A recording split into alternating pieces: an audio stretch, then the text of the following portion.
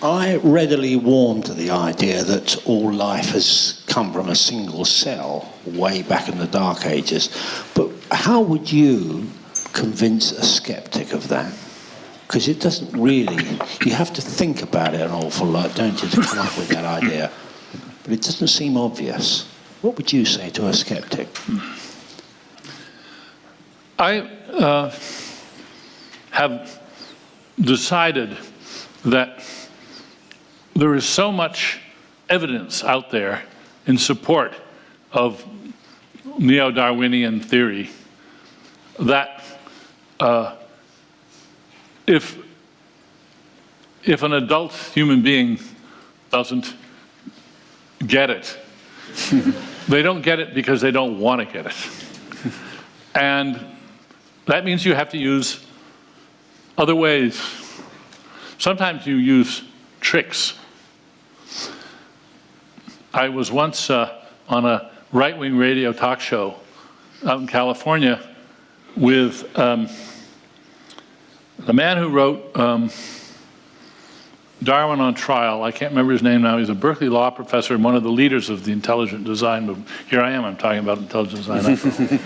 And he was very surprised when I began talking during the discussion about how the California textbook board put together a textbook on evolution that copied a false cytochrome C table from the textbook that the intelligent designers had written. And he couldn't imagine what I was, as a defender of evolution, was doing, pointing out this embarrassing thing where this textbook by committee had actually plagiarized the diagram from a disreputable intelligent design textbook. And I said, well, now, you're a lawyer. If the person who did this plagiarism were your client, would you urge him to plead not guilty and defy the courts? And he said, no. He said, it's an open and shut case. The very specific pattern of errors in the cytochrome C could only have come from our textbook. And I said, yeah. And that's exactly the sort of evidence we have today for the unity of life. Because the same errors in our genome, we can find them in the genomes of trees and fish, and we can go all the way back down, and we see this very clear pattern of information moving up through the tree of life. And the only thing that could explain those telltale patterns in the DNA is that we have a common source. If you look back at the Daniel Dennett of 1 Beaumont Street in 1964 and the evolution of your thinking since then, what are the 2 or 3 ideas that have taken you out of what would have been a smooth evolution of thought? Oh, what a good question. Well, good. I remember when John Graham, sitting right here, and I sat down on the floor in our little flat in Beaumont Street, and I asked John, I was a philosopher, I didn't know anything about the brain. I asked John, what are brains made of? And he said, well, they're made of neurons. And he sat down and he drew me a little diagram of a neuron, explained about the dendrites and the axon and the cell body. And I remember thinking about it and thinking, I had this instant insight. In fact, I thought it was an insight. Turned out it really was. I said, oh my God, I could see how you could put those together into big networks and they could be tunable, trainable, and that could be the basis of learning. Okay, wow. So I went off on a wild tear looking at neurons, and all I knew about neurons was this little pencil sketch of John's. And I discovered that I'd been beaten to the punch by McCulloch and Pitts. And the McCulloch-Pitts logical neuron was out there, and it features prominently in my first book in 1969. And I was on a tear thinking that this was the way to think about neurons. They were little homunculi that could be replaced by a machine, a very simple machine, a McCulloch-Pitts logical neuron. And over the years, I began to accumulate more evidence that McCulloch-Pitts, brilliant oversimplification that it is, great proof of concept, nevertheless is too much of an oversimplification, and that actual neurons, especially actual human neurons, are very different. And so I'm working to repair the damage now to my over-enthusiastic endorsement of the McCulloch-Pitts, the simplistic ideas about connectionist networks that I had growing out of my days in Oxford. That is probably the sort of sharpest bend that I can think of offhand in my career. Oh, well, I'll mention another thing. At the time I wrote my dissertation, even though there was a whole chapter on evolution in the brain, learning is evolution in the brain in it, I didn't know much about evolution. I was a philosopher. And what really turned me on to learning a lot more was Richard Dawkins' book, The Selfish Gene, in '76, another Oxford occasion. So those were both turning points for me. Question from the gallery? Hi. Oh, way up there. Oh, yeah. Way up there. How long, in your estimation, does it take with the evolutionary design and computing power to make us all redundant? To make? Us all redundant. Oh. Everybody wants to talk about this these days, it seems. I don't think it's going to happen the way a lot of people think it's going to happen, but we do have to start worrying about something similar happening. We're not going to be redundant. The views about the singularity are, I think, largely still entirely science fictional, and it will probably never happen. And if it does happen, it won't happen for a very long time. Moore's law just doesn't have the staying power. And besides, well, the software is the problem, not the hardware. And we're nowhere near having an idea about how to do the software right for artificial intelligence. But I do think that we're right now already experiencing a really tremendous and insufficiently heralded erosion of what might be called cognitive opportunities. I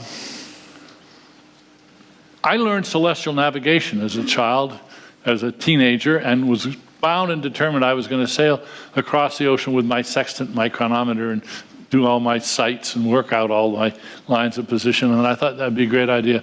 I never quite got around to it, and now, of course, it's too late. First of all, the insurance company would never let me go without 2 or 3 GPSs on the boat, and they can do it so much better than I can. Nobody's going to learn to... You can't be a sort of swashbuckling navigator anymore. Well, you might think, well, big deal. That's, you know, and you can't be a teamster driving Shire horses much longer either. But what happens when MDs are turned into sort of glorified doormen, the human interface between the patient and computerized diagnostic tools, where they are no longer permitted, for good reasons, to trust their own judgment over the judgments of the hardware, of the systems. If that happens, it will erode one of the most gratifying and wonderful occupations in the world, being a doctor. And that, I think, is a serious thing to worry about. Somebody up there. Well, this fellow's been waiting, right? Oh, right. Yes, thank you. A short statement in answer to 3 questions back, how you might convince a skeptic of evolution that our life as we know it today could evolve from a single cell. This question was asked to the great polymath J.B.S. Haldane by a lady who approached him with a child. And he said, well, it's very simple. You did it yourself, madam, and it only took you 9 months with a little help from a friend. And we see it happening in our own evolution, and if you can't see that it can happen over 3.8 billion years by gradual evolution, then there's really no saving you.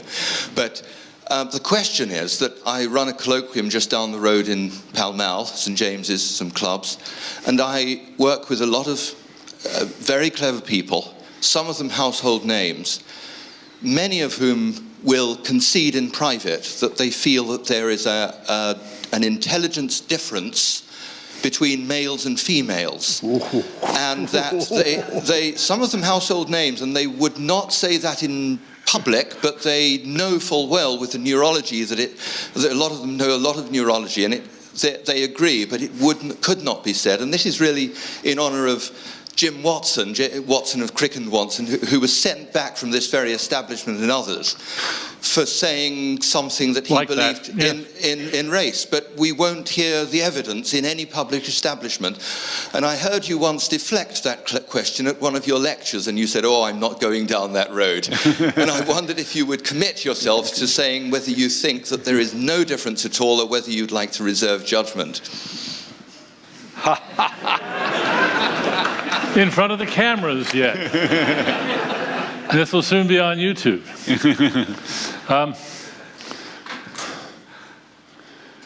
There was a kerfuffle. Your delay speaks volumes. There was a kerfuffle at Harvard a few years back when Larry Summers stuck his foot in his mouth for not the first or last time, and there was a tremendous row about it.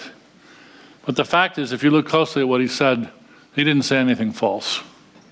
And he said some very impolitic things, but he didn't say anything false.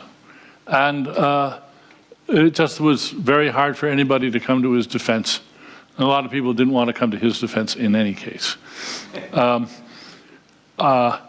don't think it is established, and I don't think, first of all, I don't think that we have scales of intelligence that are worth a darn. So that any scale you put up to measure intelligence on is going to be very unidimensional and biased in some way. And I don't trust any of them, and I don't think it matters.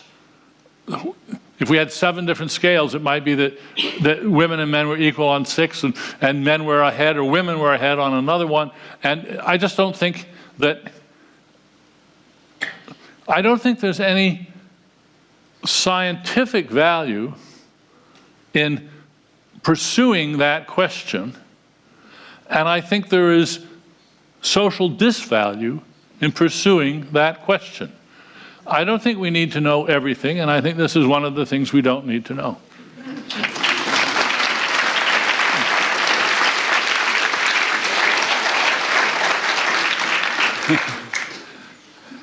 There's somebody over there. Well, this is a complicated question. It's actually to do with what you were saying today about how people do things that they don't necessarily understand. And the whole chart from Darwin's bottom-up to intelligent design. And one of the first things that struck me is when you were saying the termites, there's 70 million of them. And there's 200 billion brain cells in the human brain. That the individual termites, they have a couple thousand neurons themselves. Whether a colony of termites would be equal to a human brain collectively, whether we really understand intelligence at all, if it's some sort of unknowable aggregate, whether or not the whole issue of artificial intelligence itself is being designed from the ground up even as we speak, because we won't necessarily individually recognize it. Okay. You came very close to saying one thing, which I'm now going to say sort of on your behalf. Maybe you don't agree. There may be, as it were, enough power, enough neuron power in 70 million termites to equal the neuron power in a human brain. But of course, what matters is not that power. You might call that Moore's law power. What matters is the organization. And that's the software. And that's the hard part. Now, you went on to say something which got close to a topic that's dear to my heart these days, and maybe this is another place where I'm really shifting gears fairly dramatically over my earlier views. Artificial intelligence started very top-down. So-called good old-fashioned AI, as practiced by Minsky, McCarthy, Newell, and Simon, those people, where you start out with a very clear idea of what problem you're going to solve, and then you divide it up, divide and conquer. You have this bureaucracy of subunits, little homunculi, which are then broken down into smaller, stupider homunculi, and eventually you get your job done. But it was very efficient, very bureaucratic, very hierarchical in a strong sense, and very brittle and fragile and unextendable. That's not the way the brain works. The brain works bottom up. And now, recent trends in artificial intelligence are coming around to that.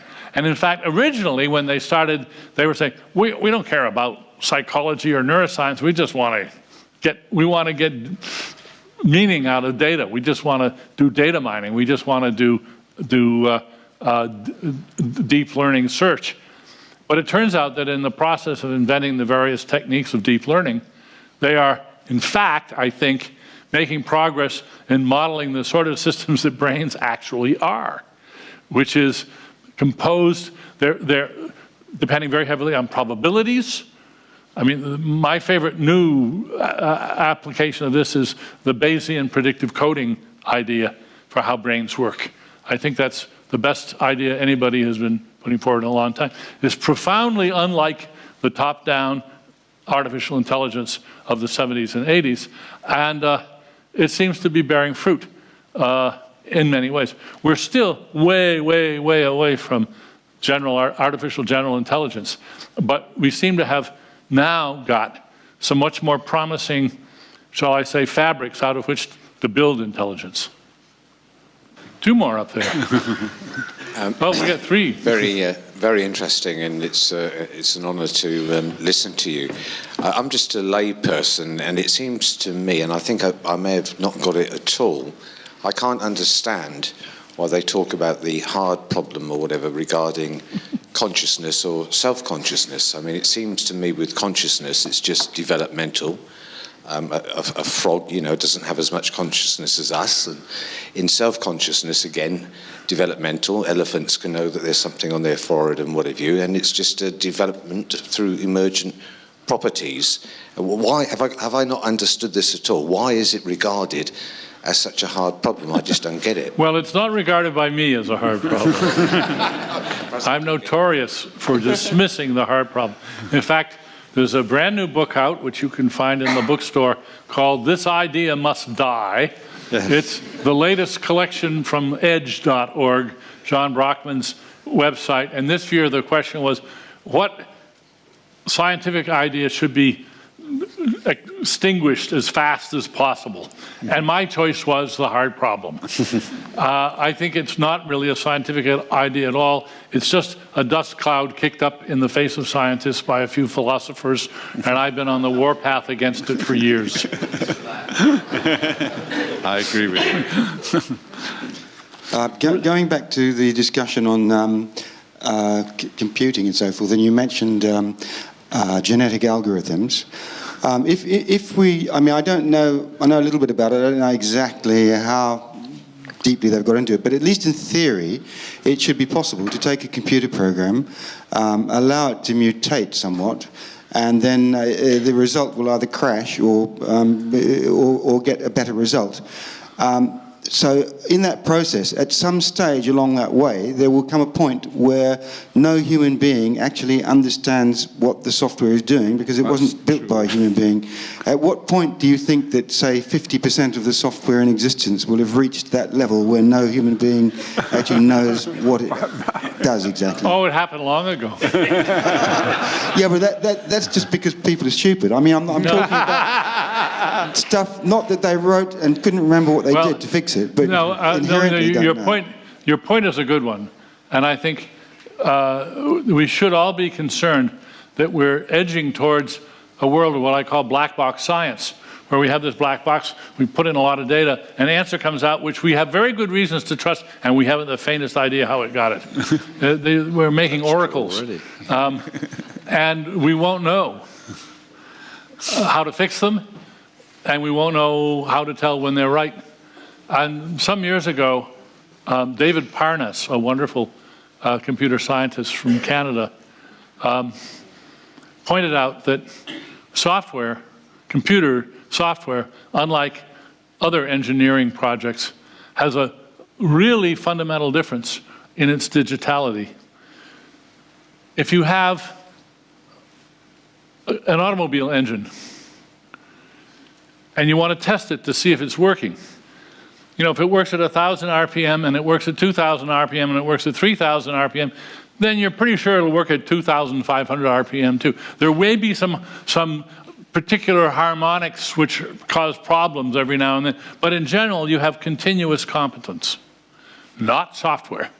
That's why Microsoft discovers bugs in their best products years after they're out there in the marketplace. It's simply not possible to guarantee competence over software the way you can guarantee competence over hardware like an engine. And I don't think we've come to grips with the epistemological implications of that fact. Well, I think we ought to put an end to this because it's past, yeah. and you need to sit down. Do you want to? That's okay. I just wanted to say thanks everyone for coming and just thank Dan and John again. Yeah. This has been great fun.